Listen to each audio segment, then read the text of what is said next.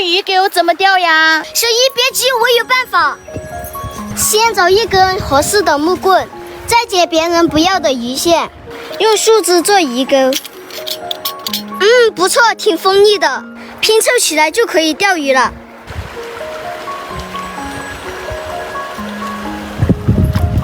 现在就等鱼上钩了。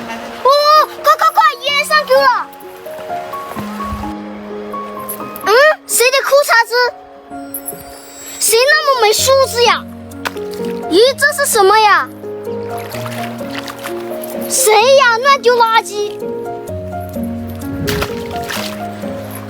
天灵灵，地灵灵，太奶奶，太爷爷，快显灵！上钩了！哇，好大的鱼！小姨，你看，太奶奶显灵了！基本上又有着了啦！